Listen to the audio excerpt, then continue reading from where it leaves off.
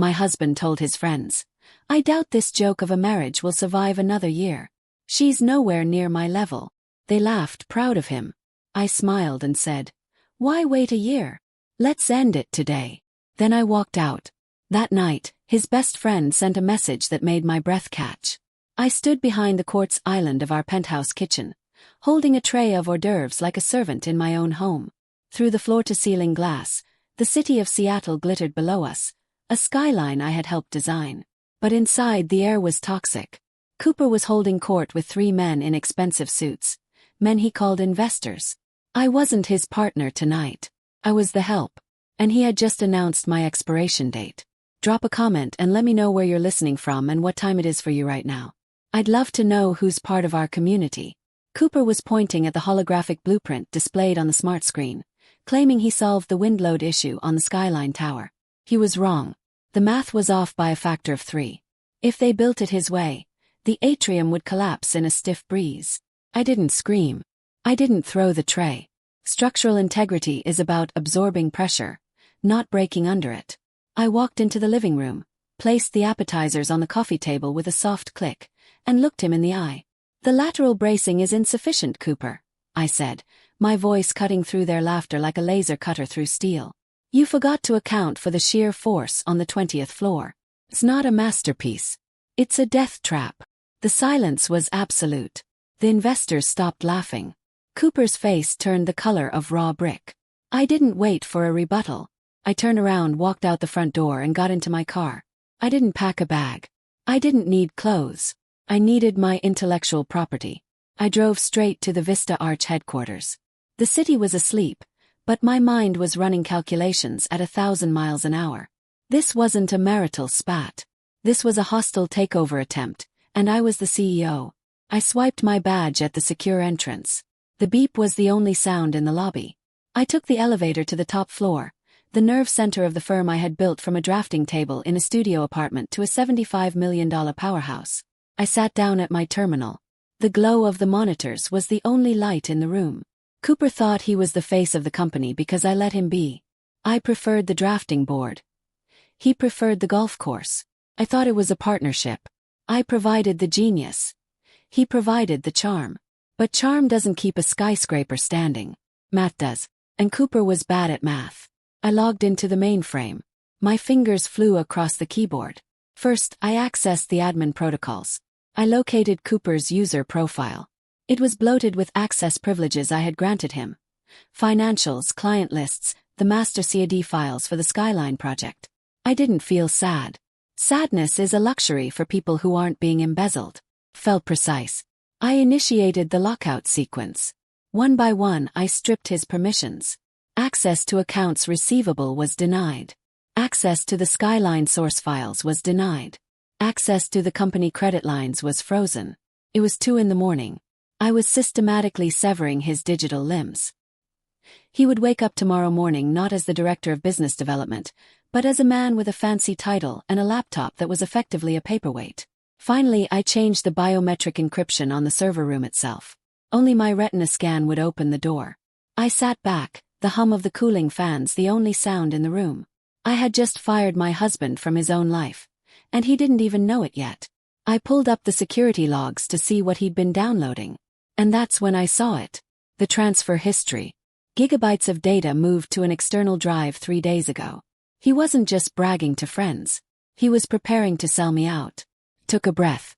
The air in the office was recycled and cool.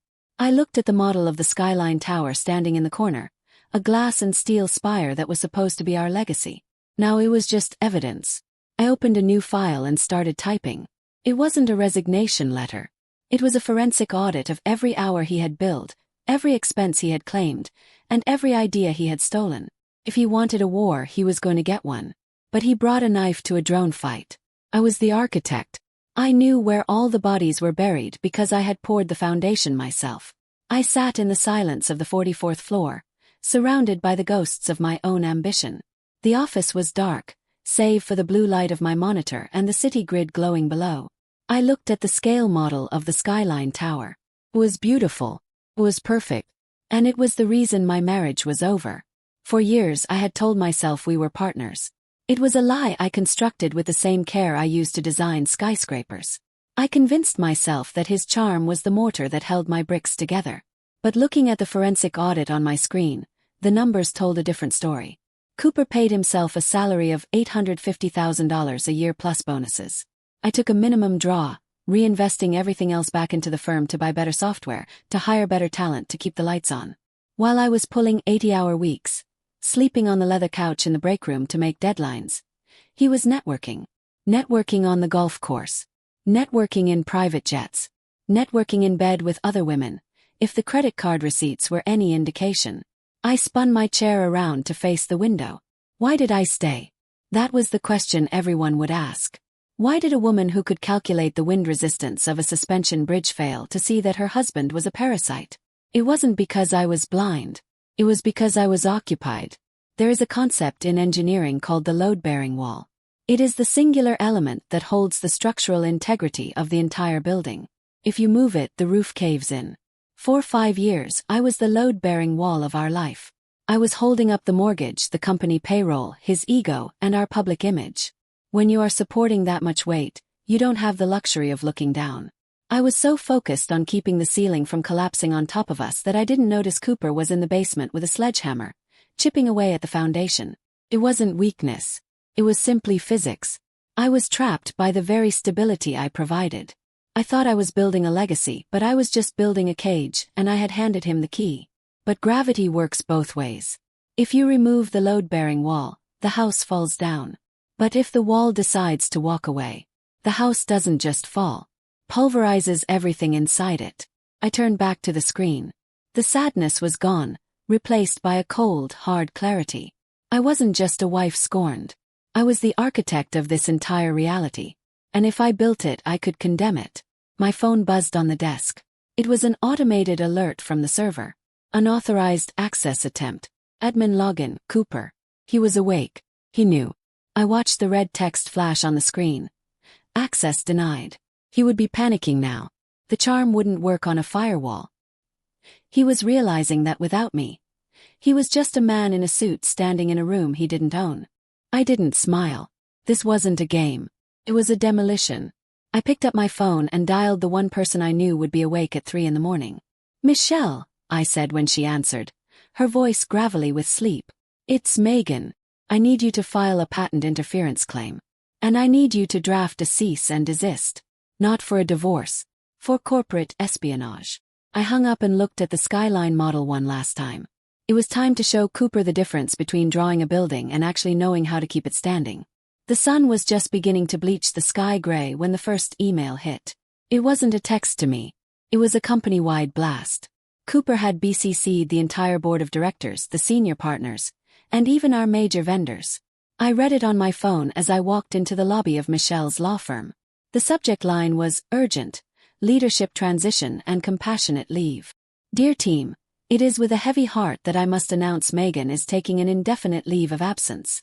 She has been battling severe exhaustion which has recently escalated into a manic episode. Her behavior has become erratic and concerning. For her own safety and the stability of Vista Arch, I am stepping in as interim CEO. He was good. I had to give him that. He didn't just fire me. He weaponized my work ethic against me. The 18-hour days, the obsession with detail, the late-night emails fixing his mistakes. He was framing all of it as symptoms of mental instability. It was gaslighting on an industrial scale. He was painting me as the crazy, burnt-out artist who needed to be managed by the steady, rational husband. I walked into Michelle's office. She was already pouring coffee, her silver hair pulled back in a severe bun that screamed billable hours. He's trying to trigger the incapacity clause in your operating agreement, Michelle said without saying hello. If he can convince the board you're mentally unfit, he gets power of attorney over your shares. He doesn't need to divorce you. He just needs to institutionalize you. I sat down. I didn't shake. He froze the joint accounts this morning. My cards were declined for coffee. Standard maneuver. He wants to starve you out. He thinks you'll have a public meltdown that proves his point about the mania. Michelle leaned forward, her eyes sharp.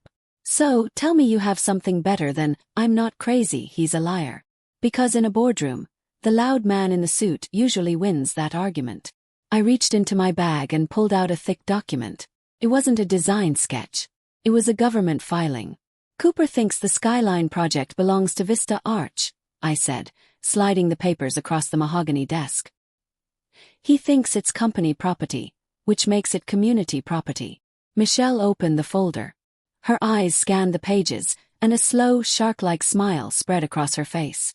6 months ago I had a feeling, I continued. Call it a structural stress test. I didn't file the core structural node design under the company. I filed it under my maiden name. It's a personal patent. I licensed it to Vista Arch on a revocable basis. Michelle looked up. You own the skeleton of the building. I own the physics of it. Without that node, the Skyline Tower cannot be built. It collapses under its own weight. And the license. Revocable immediately upon change of control or unauthorized transfer of IP, I quoted. Michelle laughed, a dry, terrifying sound. He's out there selling a car, and you just removed the engine. He's selling a stolen car, I corrected. I don't just want to stop him, Michelle. He tried to tell the world I was insane. I want to burn his reputation to the ground. Michelle picked up her pen. Then let's write a letter. We aren't going to sue him for divorce yet. We're going to sue the company for patent infringement if they don't terminate the unauthorized project lead. We'll send it to the board 10 minutes before his emergency meeting. He wants a war, I said, standing up. He thinks he's fighting a wife. He's about to find out he's fighting the landlord. I walked to the window. Down on the street, people were rushing to work, oblivious to the fact that I was about to drop a bomb on one of the city's rising stars. Cooper wanted to talk about stability. Fine. I was about to give him a lesson in structural failure. I drove to the diner on 4th Avenue. It was a place with sticky tables and coffee that tasted like burnt rubber, the kind of place Cooper wouldn't be caught dead in. That's why Jack picked it. Jack was sitting in a corner booth, staring into a mug of black coffee like it was a crystal ball showing him his own funeral. Jack was our CFO and lead structural engineer. He was also Cooper's college roommate. He was supposed to be the best man at our funeral, or at least the loyal lieutenant in Cooper's coup. I slid into the booth opposite him. I didn't order. Tell me, I said. Jack didn't look up. He slid a heavy leather-bound ledger across the Formica table. It was the physical backup of the financials, the one thing Cooper couldn't delete from a server. I thought he was just padding his expense account, Jack whispered, his voice cracking. I looked the other way on the private jets. Megan, this isn't skimming. This is an autopsy. I opened the ledger. My eyes scanned the columns, translating the numbers into a narrative of absolute stupidity. He lost $250,000, I said, my finger tracing the red ink. Corporate funds. Wire transfer to Metavest Holdings.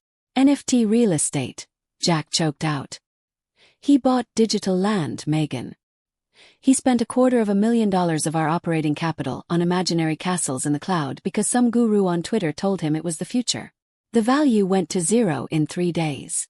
I felt a cold laugh bubbling up in my chest. It wasn't hysteria. It was disbelief. My husband, the visionary, had bet the company payroll on a JPEG of a house. He's desperate, Jack continued, finally meeting my eyes. He needs to cover the hole before the quarterly audit next week. That's why he's pushing you out. He needs control of the accounts to hide the loss. But that's not the worst part. How can it get worse than embezzlement? The investors from last night, Jack said. The men at your house. They aren't investors. They are headhunters from Apex Design. Apex was our biggest rival. They were the firm that cut corners, the firm we beat for the Skyline contract because our design was safer. He's not trying to grow the company, Jack said, tears welling in his eyes now. He's selling it for parts. He agreed to transfer the Skyline IP to Apex for a cash injection to cover his debt.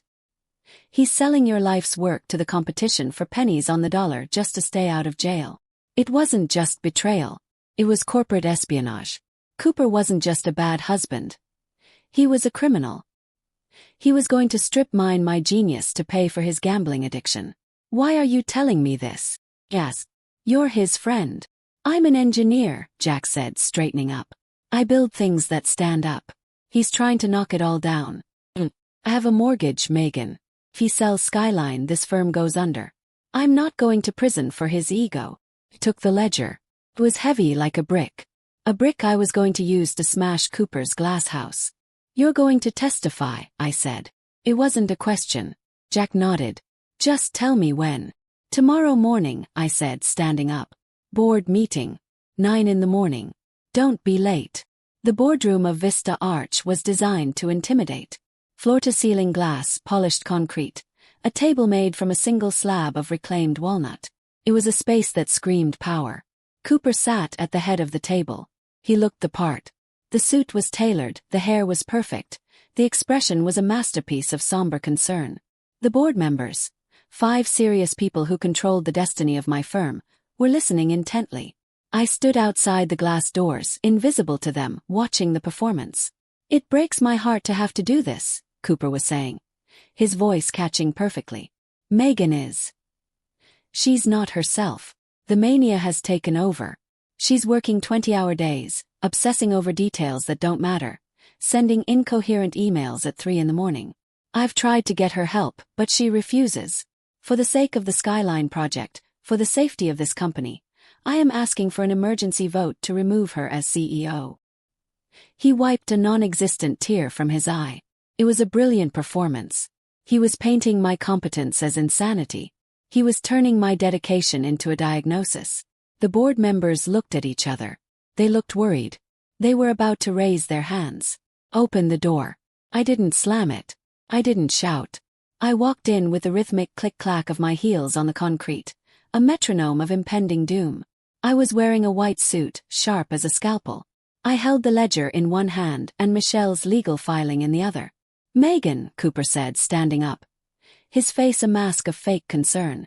Honey, you shouldn't be here. You need rest. Please let me call a doctor. Sit down, Cooper, I said. My voice wasn't loud, but it had the acoustic resonance of a lecture hall. The only doctor we need is a forensic accountant. I walked to the head of the table. Cooper tried to block me, but I stepped around him like he was a piece of misplaced furniture. I plugged my laptop into the projector. I apologize for the interruption, I told the board. My husband has told you I am having a manic episode. He claims I am unstable. I would like to test that hypothesis with data.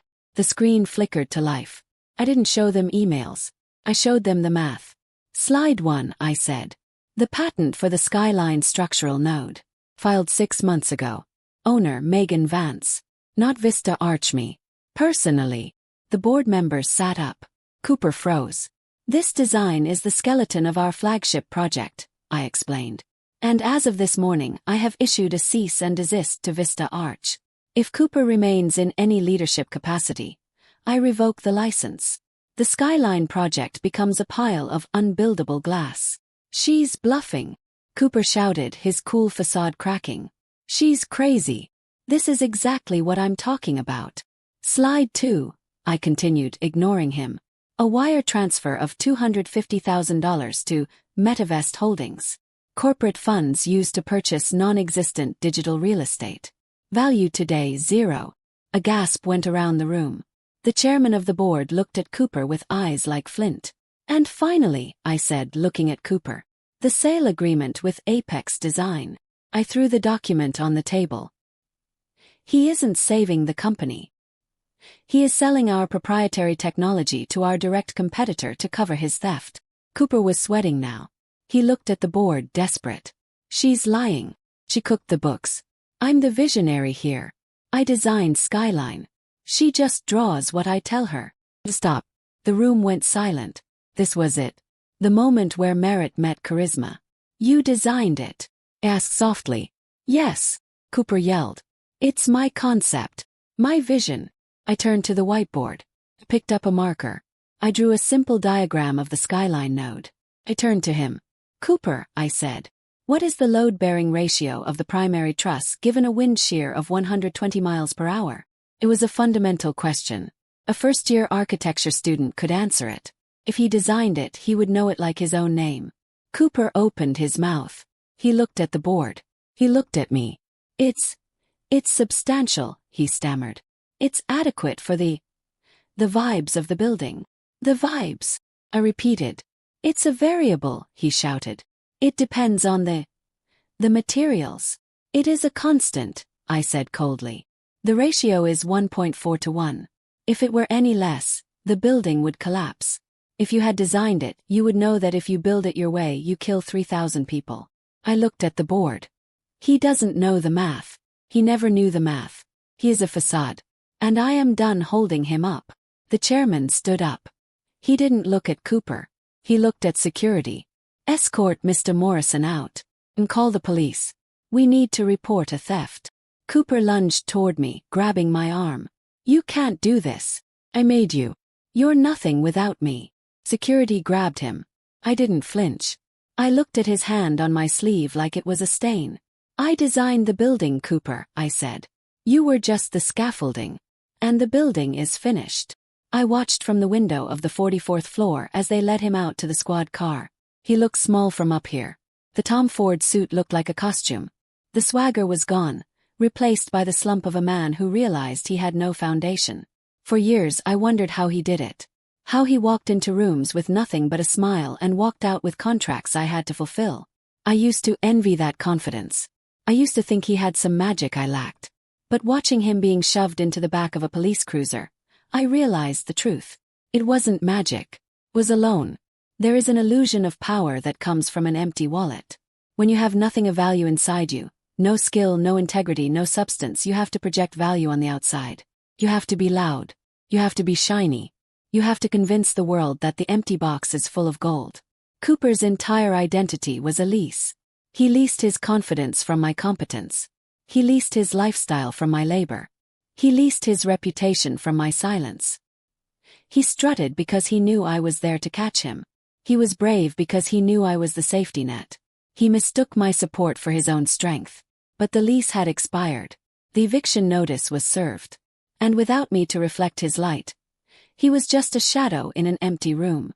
I turned away from the window. The office was quiet. The toxic hum of his presence was gone. I looked at the desk, my desk. 6 months later. The wind whipped my hair across my face, smelling of wet concrete and steel. I adjusted my hard hat. It had my name on it. Megan Vance, lead architect. I stood on the 20th floor of the rising skyline tower. It was no longer a model. It was real. The steel girders rose around me like the ribs of a giant, strong and true. Around me the crew was working. Welders, riveters, engineers. They didn't look at me with question marks in their eyes. They looked at me for orders. The wind bracing looks good, Jack said, walking up beside me with a tablet. We're ahead of schedule. Good, I said. Let's pour the next floor. I walked to the edge of the unfinished floor.